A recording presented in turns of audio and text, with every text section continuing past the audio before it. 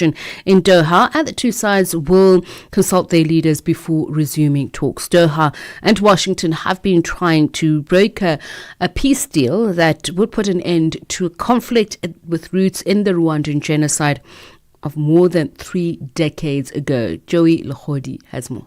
Qatar successfully brokered a surprise meeting in March between Congolese President Felix Tshisekedi and Rwandan President Paul Kagame. Both leaders called for a ceasefire after the meeting. In April, Congo and M23 issued statements pledging to work towards peace, though sources in both camps expressed patience over the pace of the talks in Doha. Sources from both the Congolese government and the M23 camps said some members of the delegation had left Doha but cast doubt on whether there had been significant progress in the talks so far. And to the United States, where US President Donald Trump has threatened to cancel Elon Musk's government contracts after a very public falling out on social media. Trump says that he's very disappointed and very surprised with Musk's attacks against his signature spending bill. Nick Harper has more from Washington. This is something that has been brewing for some time. Many here in Washington were thinking really it was a case of when, not if, these two men would fall out. They are known for their big personalities, their big ideas. Having them together in the same room was always going to have that potential of fireworks. And that's what we've seen unfolding over the course of the last 24 hours. A very public spat really playing out on social media or on their respective social media platforms. Donald Trump on Truth Social, Elon Musk on his platform X, both of them lobbing insults, accusations, suggesting that there could be real-world consequences to many of the insults that we've seen. This possibility that Donald Trump is threatening to cancel all of Elon Musk's government contracts. So these are contracts that are out to his multiple companies in aerospace, in defense, also in the automotive industry. There has been some calculation that if he were to lose all of those government contracts, it could cost him about $38 billion, a huge amount of money. And to South Africa, where President Cyril Ramaphosa has met with the country's judiciary led by the Chief Justice, Mandisa Maya, today in an engagement described as one which marks a renewed determination to transform South Africa's justice sector into one that is resilient, secure and accessible to all.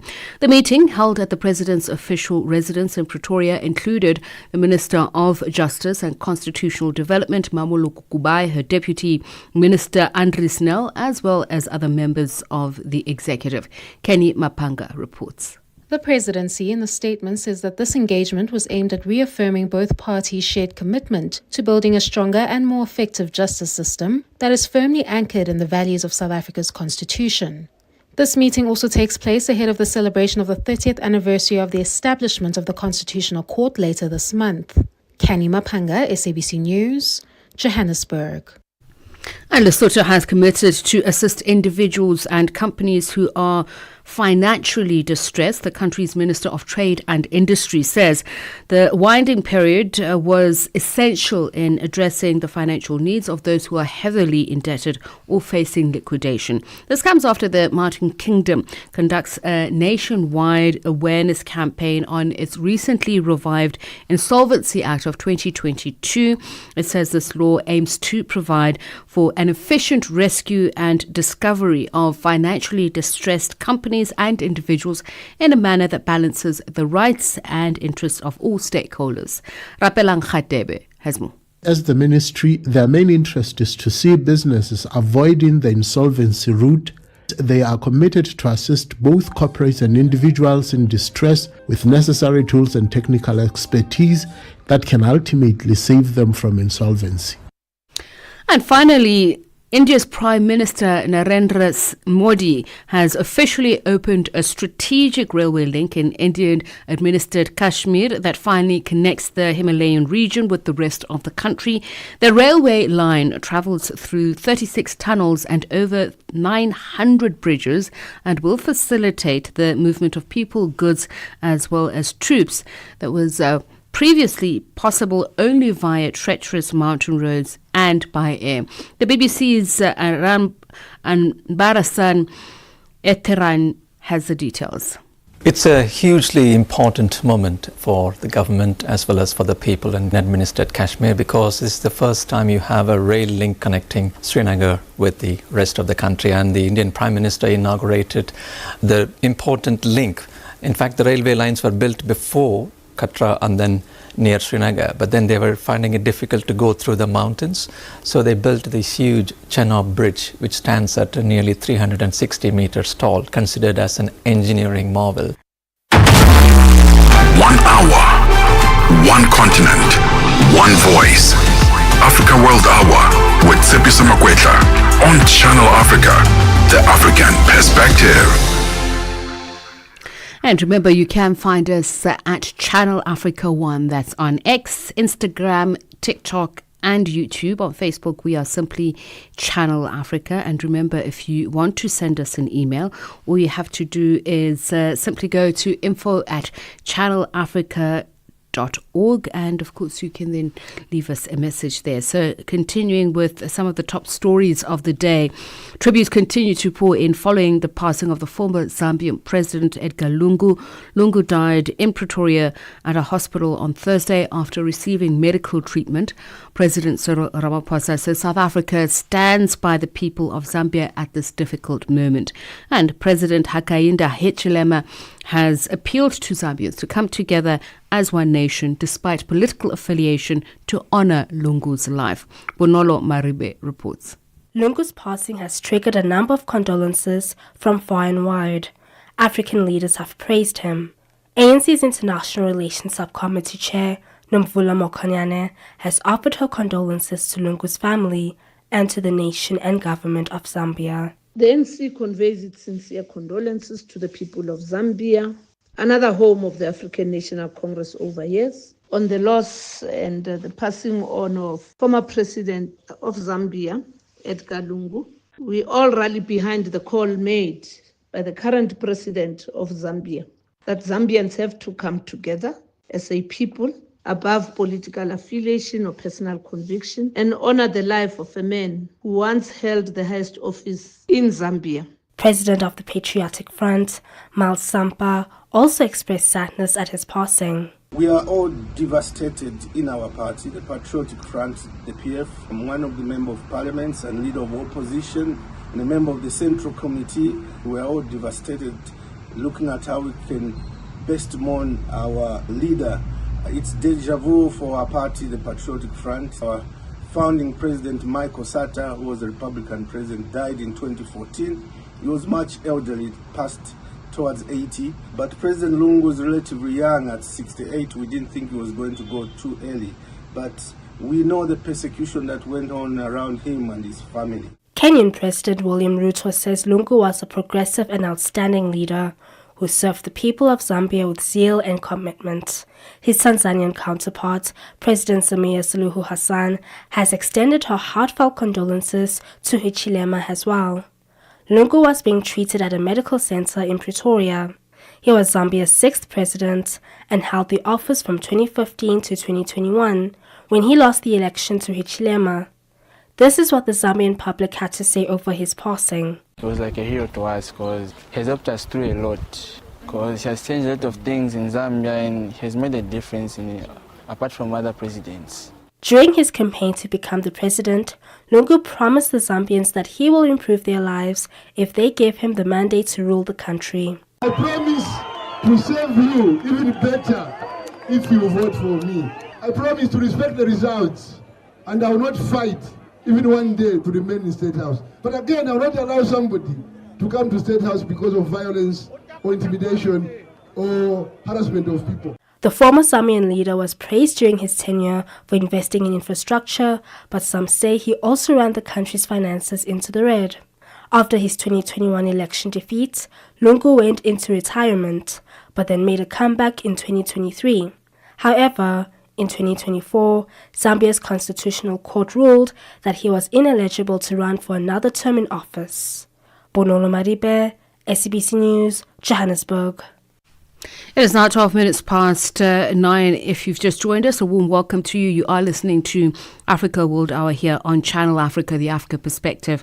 I am Tshepiso Makwetla. So, on to news of the U.S. government sanctioning 4 international criminal court judges, escalating tensions over the ICC's investigation into alleged crimes in Israel and Palestine. Critics say the move, ordered by President Donald Trump, is a direct attack on international justice and the rule of law. Human Rights Watch has condemned the sanctions, calling them an attempt to block accountability as violence worsens in Gaza. Joining us now from Washington is Liz Anderson, who is International Justice Director at Human Rights Watch, to speak about what this means for global justice and also whether or not it will halt the investigation. So very good evening to you, and thank you so much for speaking to us. Thank you so much for having me. So let's just start with the action.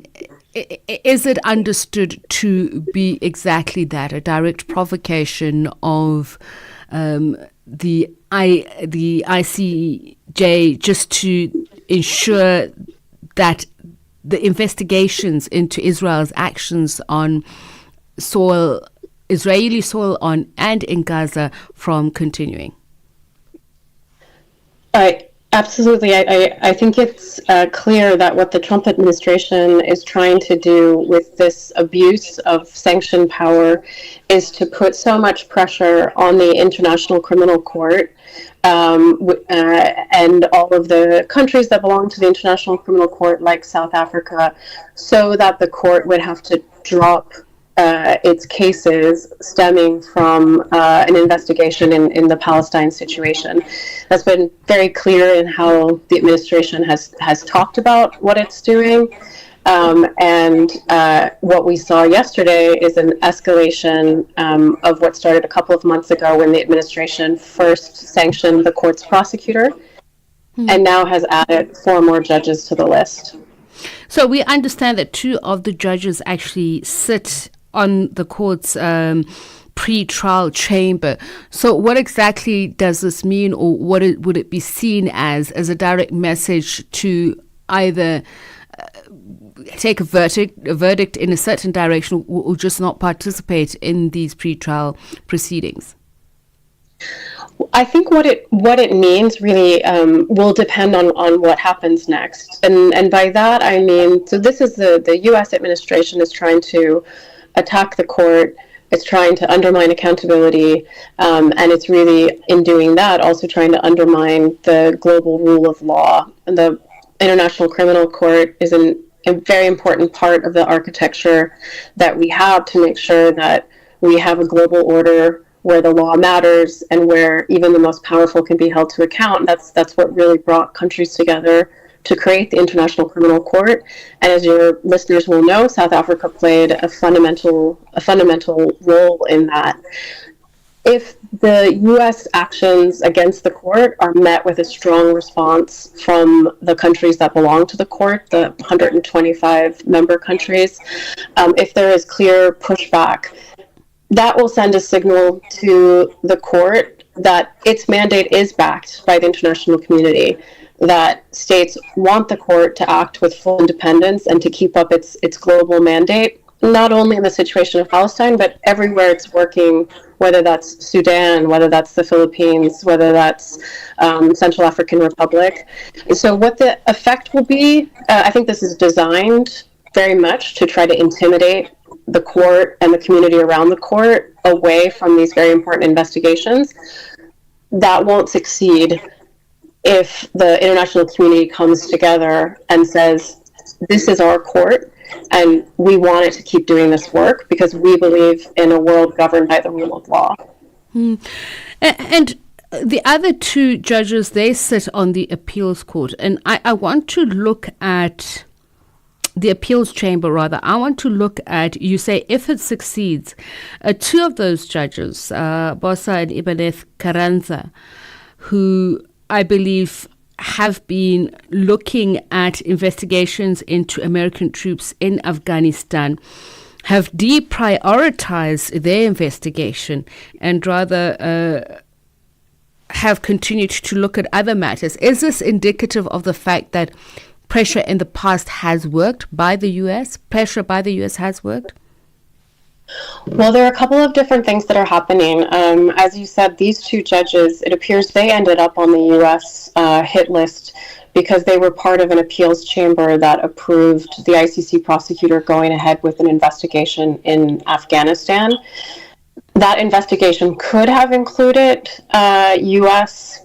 People responsible or alleged to be responsible for torture in Afghanistan as part of the U.S.'s global war on terror. But it was actually the ICC prosecutor, not these judges, who, when he came into office, said, I'm going to deprioritize that part of the investigation in favor of prioritizing an investigation of Taliban crimes. And that investigation went forward. So these two judges, they played a role in saying, yes, the law is met, and this can go ahead. It was a separate decision by the prosecutor as to how he wanted to deploy the resources of his office. It's very regrettable that he deprioritized in that way, because it's important that victims everywhere have access to justice, but it wasn't something that these judges did. And the issue, what's kind of puzzling about this is this isn't really a live issue right now, as far as I can tell, before the International Criminal Court, because the prosecutor had made this decision already several years ago not to pursue cases against Americans for alleged crimes in Afghanistan. So it's hard to really know what impact the U.S. would be expecting from this. That said, these are judges that sit in the appeals chamber currently. They have many different matters before them, and it's incredibly important that they feel supported and backed to continue their independent work. And we know the move also comes after the ICC issued arrest warrants, but it's not just for the Israeli leader, as well as the Defense Force Chief Yoav Gallant, but it's also for the Hamas leader Ibrahim al-Masri. What will be the effect of them effecting that those arrest warrants, particularly for the Israeli leaders, because we understand where the U.S. sympathies lie on this matter. In fact, they've described the process as illegitimate. Well, here the way that the International Criminal Court works, it doesn't have its own police force. So that means it relies on the law enforcement of the countries that belong to the ICC or otherwise want to cooperate with the ICC. So it's really up to those countries if they have the opportunity to carry out those arrest warrants, and certainly our strong call to all the countries that belong to the ICC that do have an obligation, if, say, anyone subject to an ICC arrest warrant, whether that's Omar al-Bashir or whether that's Prime Minister Netanyahu, if they are within their country, they do have an obligation to arrest. So that's how arrests would happen. And again, part of making sure that the U.S. hears loud and clear that the international community actually supports and needs and wants the vital work of the International Criminal Court to go forward is for all ICC countries to be perfectly clear that they will honor their obligations in spite of this effort to intimidate international justice and deter victims from seeking justice wherever they are. Again, because this goes beyond just the situation in Palestine. And what would be the effect of these sanctions on these four judges? What exactly do these sanctions mean for them? Well, essentially what U.S. sanctions are aimed at is really to prevent people from continuing to do things that the U.S. disagrees with. And it means that U.S.-based companies can't provide services to individuals that end up sanctioned. And of course, that's a really powerful tool when you're trying to put drug traffickers out of business or you're trying to stop human rights violations. But here, these sanctions are being turned against judges, which means that, again, I don't know what the exact impacts would be, but the effect of the sanctions means that U.S.-based banks and other companies can no longer provide their services, and so that could see these individuals being cut off from the kinds of things we need to just rely on, to get through the day in terms of financial transactions. And there's also an implication for their travel to the United States, where I think it would be assumed that none of them would be able to get a visa to come to the United States.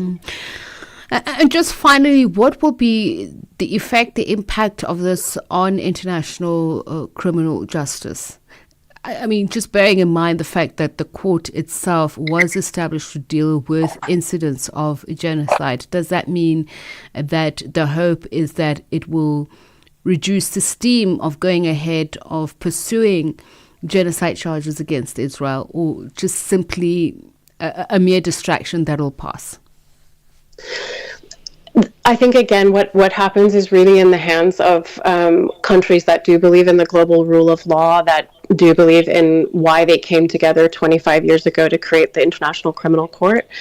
And if they make clear that they will not allow the United States to abuse its sanction authority in this way, to undermine that really central goal of the ICC, which is not about holding anyone particular into account, or not about, it's not targeting one side of any conflict. It's really set up to be an impartial, independent judicial institution to follow the evidence, follow the law wherever it leads. If there is sufficient support from the rest of the international community, my hope is that, as with other challenges that international justice has faced, the court will come out on the other side of this stronger than ever. Well, thank you so much for speaking to us. Much appreciated. Liz Evanson is International Justice Director at Human Rights Watch, speaking to us about the latest, that being the U.S. administration sanctioning International Criminal Court judges over the ICC investigation into alleged war crimes in Israel and Gaza. It's 24 minutes past 9. Zilipendwa na Abedi Jean de la Croix. Kwa nini wanamuziki wengi sana wa kizazi kipya hawafiki mbali pale wanapofanya muziki? Ni kwa sababu kitu cha kwanza ambacho naweza nikaongelea nikagusia zaidi sana ni kusema kuwa wale wasanii wanapotoa ngoma yao ya kwanza ikiwa kama kahiti kidogo tu, wanaanza kutamba mitaani, wanaonekana kama wapo majuu zaidi sana. Kuna wanamuziki wengine ambao wanakimbilia kwa waganga wa jadi. Hivi muziki na dawa vinaendana? Kitu cha kwanza naweza nikasema ni kuwa muziki na dawa haviendani.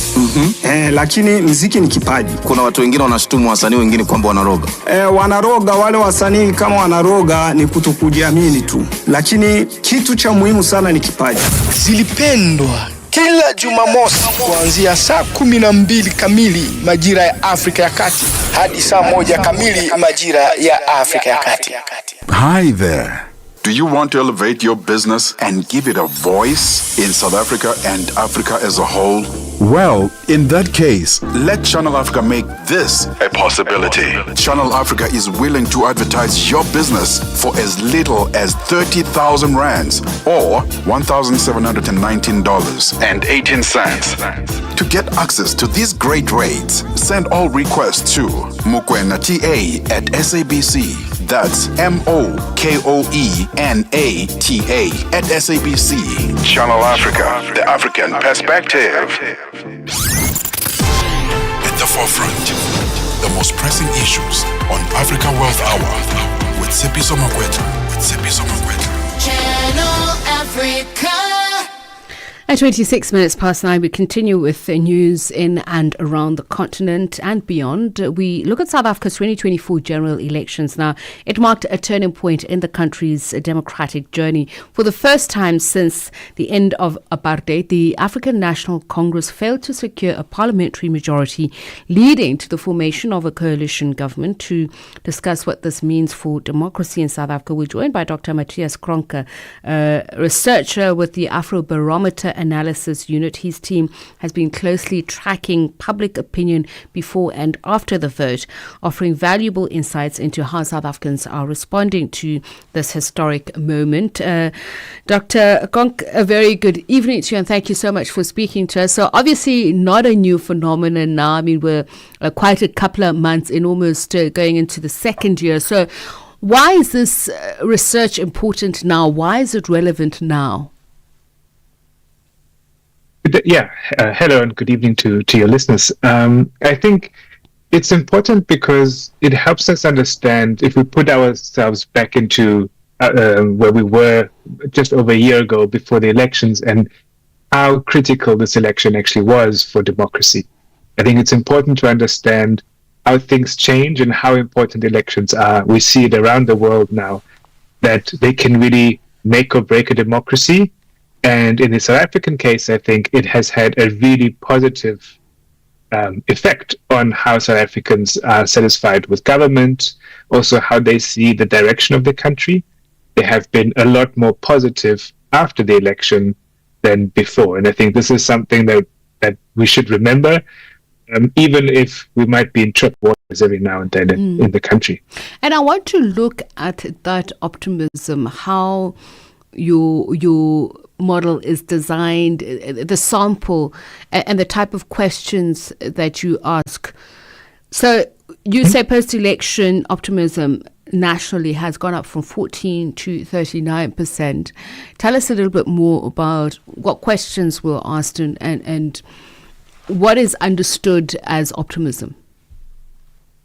Exactly. So one good thing about the survey is that we actually asked the same people before and after the election. And these types of surveys are still relatively rare. Often we just ask people once and then we have to kind of figure out where they're going.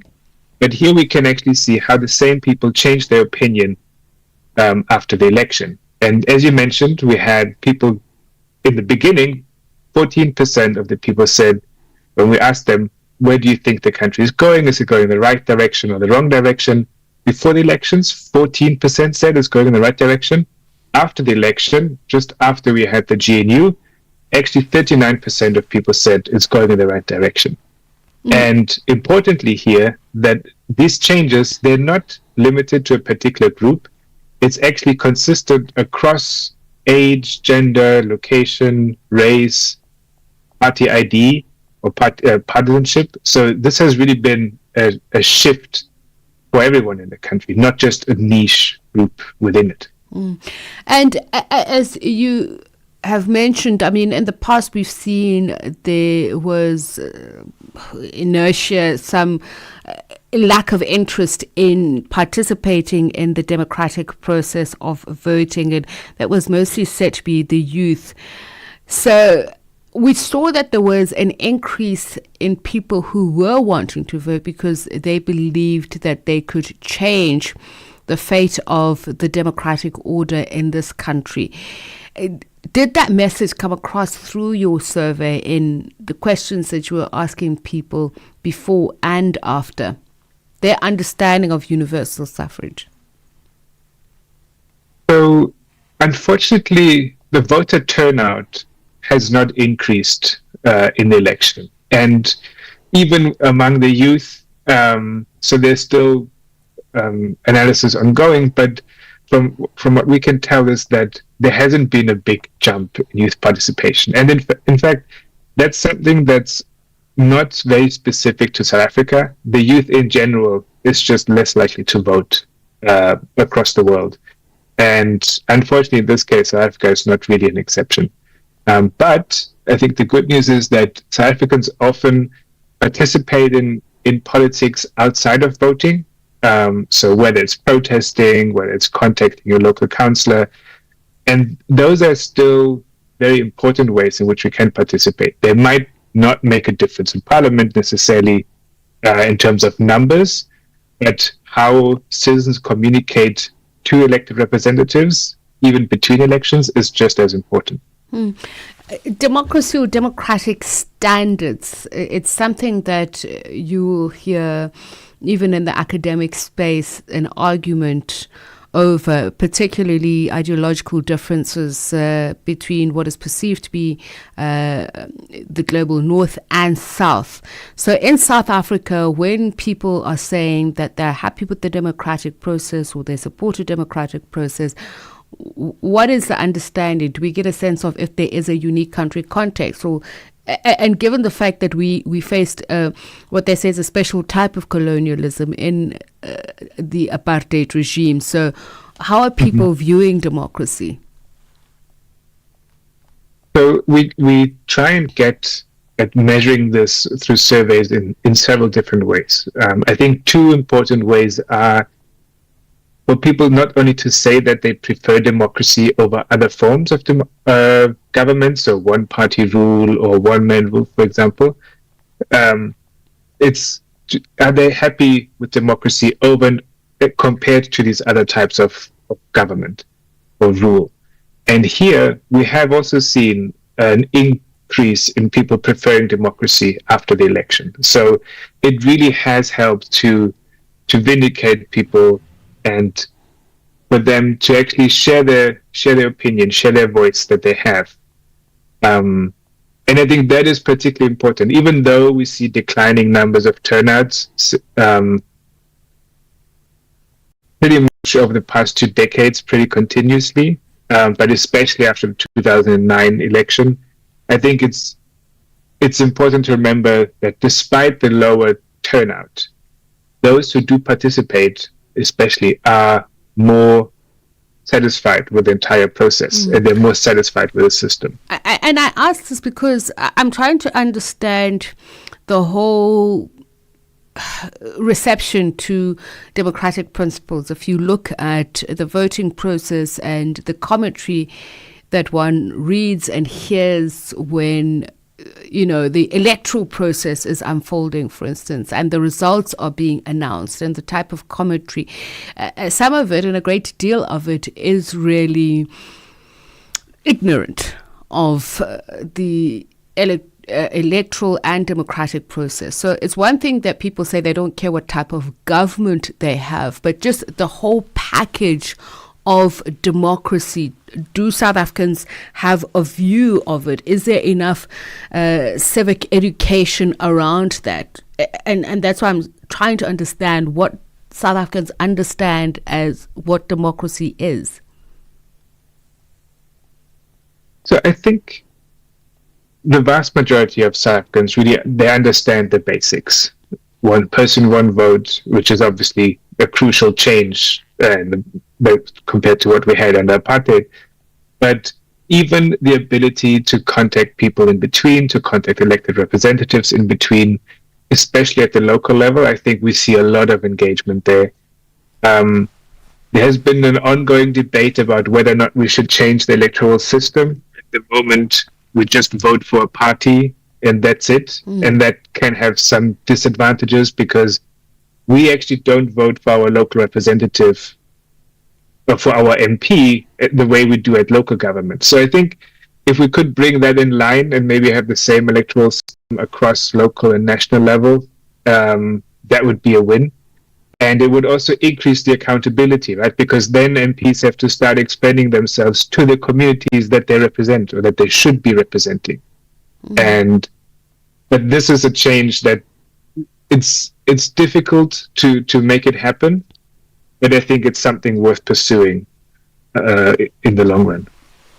Now, analysis around government performance, as I mentioned before, going into the elections, there's a great deal of satisfaction, and certainly a lot of people were saying because of that they're going to vote. As you say, there's no clear evidence that there were more people, a significant amount more, who actually participated in the voting process. But what is the sentiment now? And are people positive that there is better performance by government because now there's a government of national unity, as in that is a perception but not necessarily what they're seeing on the ground?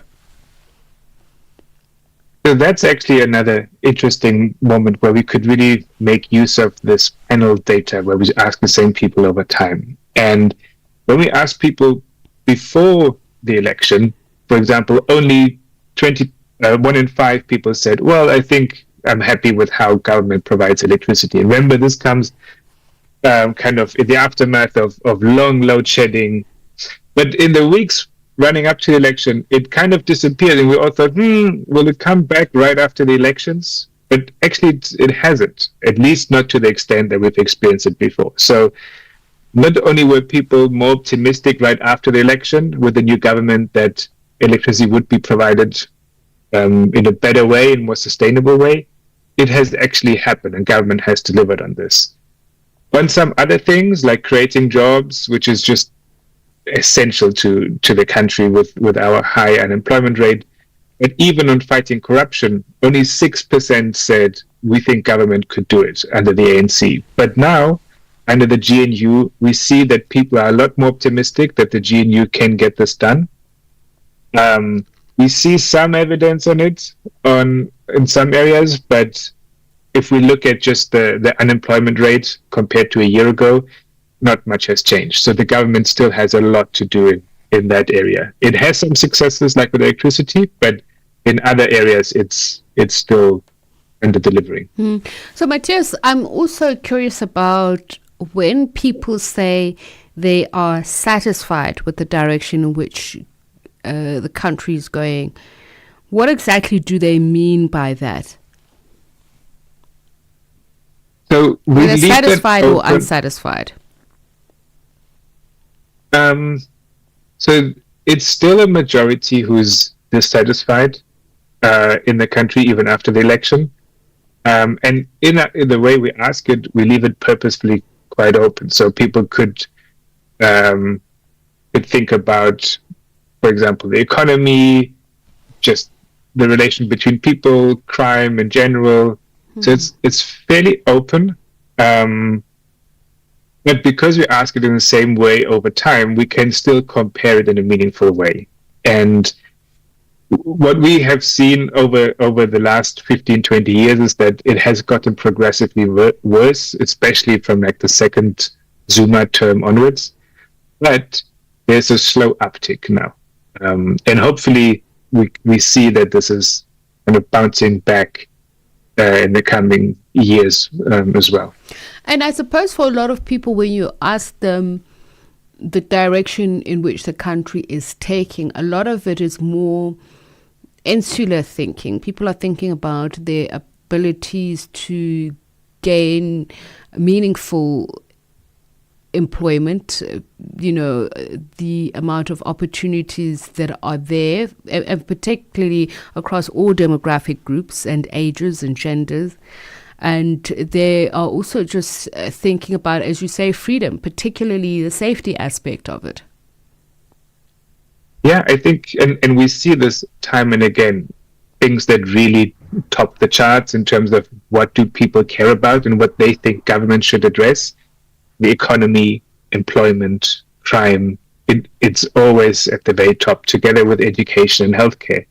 And so I think in many ways the government knows this, and to their credit, they are trying in several ways, but it's just not going fast enough. And in some areas, I think it's just bogged down by the type of discussions and kind of skirmishes between now parties in the GNU, where if you'd ask most people in the street, they'd probably say, well, there's a common sense solution here, let's move forward, right?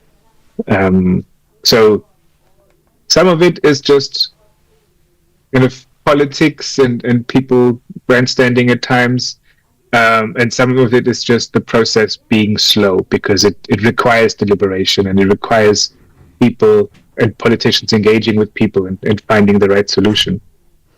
Well, really do thank you for your time, Dr. Matthias Koronka, researcher with the Afrobarometer Analysis Unit, just speaking to us about pre- and post-general election sentiment in South Africa, given that historical election, general election. It brings us to 19 minutes to 10.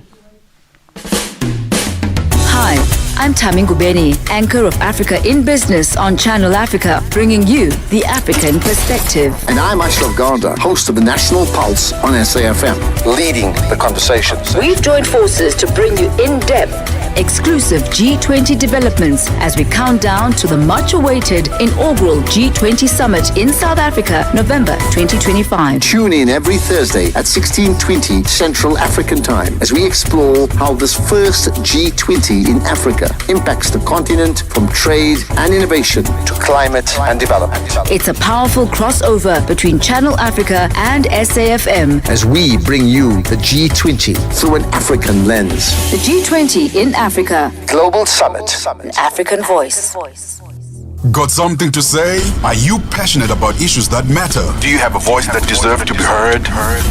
Well, we've got the perfect platform for you. Call in or drop us a WhatsApp on +27 63 406 9126 and we will call you back so you could have your say and be part of the conversation. 30 years of age. I just turned 30 on the 15th of November. So yeah, that's who I am, you know. It's not just talk, it's your chance to air your views, share your opinion, engage with a community that values your perspective. Follow us on our social media. Visit our website at www.channelafrica.co.za and get ready to share your views on Channel Africa, the African perspective. 1 hour, one continent, one voice. Africa World Hour with Tshepiso Makwetla on Channel Africa, the African perspective. And we continue with news in and around the continent and beyond, as we say, from the heart of Africa to all the corners of the world. And of course, that extends to many, many subjects, one of which is music, which we love to do on a Friday, as in discuss. And of course, it's also about teachings, it's about learnings, it's about knowledge, it's about growth, it's about innovation. And we talk about Artscape. It's a youth jazz series. It's marking its 22nd year. It continues to serve as one of South Africa's leading platforms for nurturing young musical talent. Today we're joined by Amanda Tiffin, acclaimed jazz vocalist, pianist and director of the Youth Soloist Showcase, as well as Cole Creeling, a gifted young guitarist selected for this year's program. Together they'll share their perspectives on mentorship, musical growth, and what audiences can expect from this year's celebration of youth in jazz. A very good evening to you both, and thank you so much for taking the time to speak to us. And I'm thinking about you, Cole, and I don't think I am minimizing you, but I know it's probably past your bedtime by now. Yeah, sure it is, but I'm glad to be here. Thank you for having me. All right, great. And Amanda, thank you so much for taking the time to speak to us. Thanks for having me. I think it's past my bedtime too. Well, I mean, I thought, it's a Friday, you get your whole pass, but I guess, listen, it's past my bedtime too, but I've learned to adapt, So let's talk about the importance of this. First of all, Amanda, if you could just tell us about Artscape Youth Jazz Series for people who are uninitiated, who don't know about it, and why you also hold it around this time. We hold the Artscape Youth Jazz program in this month because it's Youth Month, and the performances are usually scheduled as close to Youth Day as we can manage. So that's why we hold it at this time of year. And the program is a development program for young, up-and-coming, talented jazz musicians from age 14 or so up to 27. And we run two programs sort of in parallel. We run a development program for young artists as soloists, and that's kind of my department. Mm-hmm. And then in parallel to that, there's a program where school bands are showcased on another evening, and they get a chance to strut their stuff and showcase their talents as part of their school band. So there's usually about 8 to 10 school bands that perform. And how are the participants sourced? As in, do you advertise? How are people recruited into the program? Yes, we advertise far and wide in the Western Cape. It's a Western Cape project, and it's kindly sponsored by City of Cape Town. And we look all over the Western Cape in music schools, programs, churches, wherever we can find young, talented musicians. We look for them. We spread the word via social media, via press. And we invite young musicians to send in their audition videos, and then a panel of the mentors, the year's mentors, review all those talented folk, and then we have the very difficult task of selecting the participants for the year. And the soloist platform, what is involved there? So that program is run as a mentorship and a performance opportunity for the young selected musicians, and they get to work with professional musicians close up, one-on-one, and in groups. We rehearse with them, we work with them on their music, on South African jazz, and we put together a show. And also in the process they can interact with the mentors, get input on their playing, input on the business, input on life skills, things like that involved, whatever's involved in professional music industry. So they really do get a chance to interact with people that are doing what they aspire to do. And then we sort of try and whip everyone into shape and put on a really good show. And of course, the spotlight being on the Western Cape, particularly in relation to the North Sea Jazz Festival and Rashid Lombard's recent death. Condolences to you and the fraternity and his loved ones as well. Great loss. And this year's Artscape Youth Jazz program is dedicated to his memory and to his legacy. And then let me find out from you, Cole, people like Rashid Lombard, did you get to know him as personally, as in his music, his works, or the projects? Is that what drew you to projects such as this? Well, I actually haven't heard of him at all. But when I heard about this project, I was actually told by my lecturers that I should join the Artscape, and it would actually really improve the way I play on stage, and I met a lot of great musicians. So obviously you must have a gift, you must have something special that sets you apart, that your lecturers thought that you should join the project. So what did you think you were getting into, and what have you experienced through it so far? Well, what I've experienced is actually my second time performing in the Artscape Youth Jazz Festival. Because since I did it last year, I just thought it would be so much more fun to just do it again. And it's just such a learning experience just being there, and getting to meet the mentors as well, and also my fellow musicians. We just learn so much together. And then what to do in the Artscape Youth Jazz Festival, we have songwriting sessions in the first week, where we basically compose songs, and we bring a melody of chords and lyrics, and then we also choose South African repertoire from our favorite musicians. And I just felt this is just very I'm just learning a lot from everyone and the mentors and musicians. And just jazz, Cole, such an and I'm sure a lot of people, and Amanda, you correct me, but as far as I know, it is literally the original genre when it comes to music, that a lot of genres come from jazz. So, Cole, this ancient expression of love, life, how did you get introduced to it? What made you want to be a guitarist within this genre?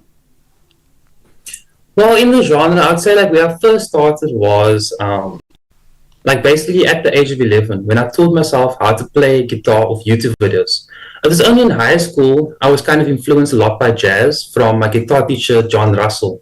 And he was the one that showed me how to play my basic jazz chords and how to learn jazz tunes and that.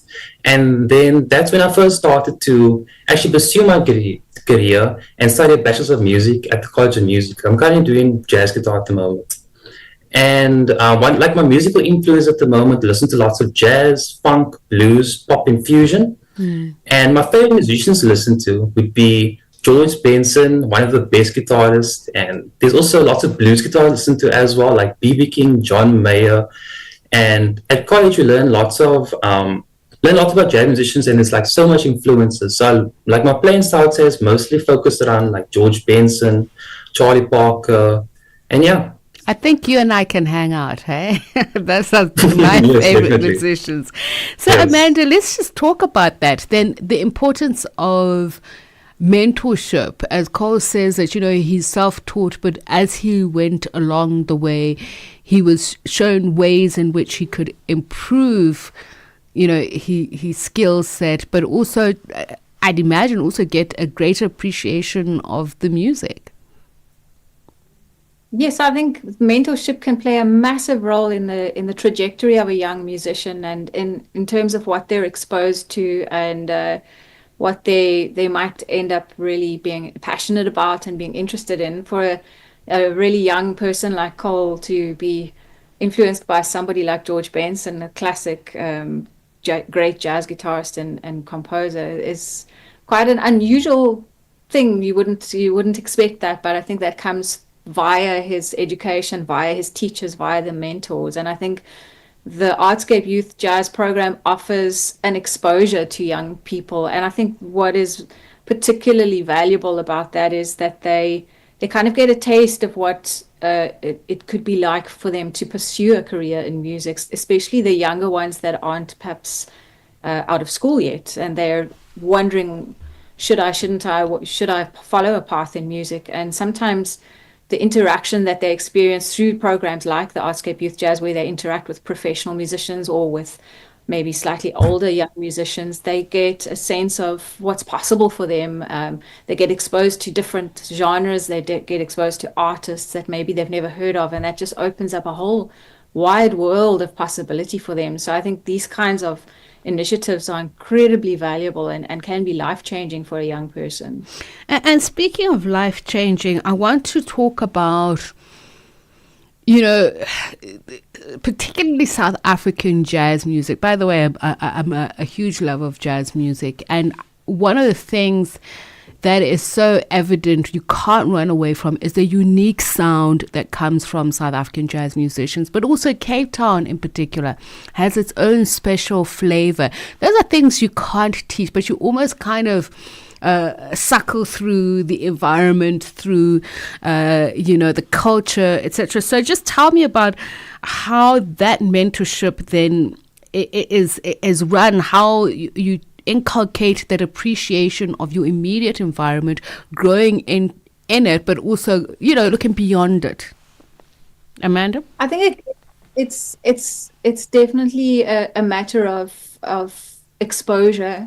And what we try to do in the Artscape Youth Jazz program, and have done for the last maybe 7 to 8 years that we've been running, I've been involved, is that we really zone in and focused in on South African jazz. So, it's easy enough to put together a show that incorporates American jazz or other influences, but what we have chosen to do is really, it's almost like giving ourselves a mandate to explore South African jazz and to expose the young participants every single year to different repertoire and artists that are South African. So the show itself is only showcasing the compositions of the participants and South African jazz repertoire, and we're exploring repertoire from current artists. This year we're looking at Bokani Dyer's music, Nikki Schreier's music. One of our mentors this year is Nomfundo Kaluva, who's just a really fantastic album. So we're exploring her music, and the participants get to explore that with her, which is incredible. So we're really instilling a sense of pride in our music, whether that be the old classics. We're doing some Sibongile Khumalo music. We're doing all kinds of genres and styles that they'll get exposed to and develop a liking for, but also that they are bringing. We ask them, what would you like to play? What artists are you into? And it's quite interesting what comes up from such young people. So it's really instilling a sense of pride, but also in exploration of our sound. And there really is, like you say, there really is a particular sound that we have in South African jazz that is our own, which is incredibly exciting and wonderful to explore. And I think it's something that the world is starting to cotton on to. And what we want to do is really get our young up-and-coming artists to take those influences and make something of it for themselves. And Cole, I was just thinking, one of my favorite songs, literally in the world, but also one of my favorite artists. You mentioned George Benson. I was thinking of Jonathan Butler, Many Faces. There is so much of that South African sound in him, but that you can hear echoes of George Benson. You mentioned Charlie Parker. There's a guy called Jeff Golub as well. And the amazing thing that Jonathan has been able to do, and he comes home every now and then, obviously does press junkets, so we're able to interview him. He still sounds quintessentially South African, but also his music is worldly. He's appreciated worldwide. So when you think of people like that and your journey, what do you think of doing? Where do you see yourself? Well, after university, where I see myself being on stage and playing for the audience, because ever since like primary school and high school, that's always what I wanted to do. And now I'm finally getting the chance to show like what I can finally do, and I'm a talented musician, and that's like something I do. It's just like play for the audience, and also writing my music as well. I would love to do that. It was actually my first time joining the Artscape and actually writing music, because I actually wrote the song. So my first time doing that, and I just felt like so excited and so passionate, and I feel like that's something I really love to do. And also once I'm finished with university, I would like to teach as well. I have a few students at the moment, but hopefully I can teach at a school and just, open my horizons. And how would you describe your sound? And if you're able to tell us about your song, we'd love to hear a little bit more about that. Oh yeah, sure. Well, with my sound, I would say that when I first started, I was very much influenced by blues guitarists. So I'm saying like I was very much a blues guitarist, like guys like B.B. King and John Mayer, as I listened. And also now, more my sound kind of changed a bit to also like a jazz sound. So I have a mix of like blues and jazz and pop infusion in my sound. Amanda, let's end with you. The 2025 Youth Jazz Series, the Artscape Experience. What should the audience experience, and when will it be held?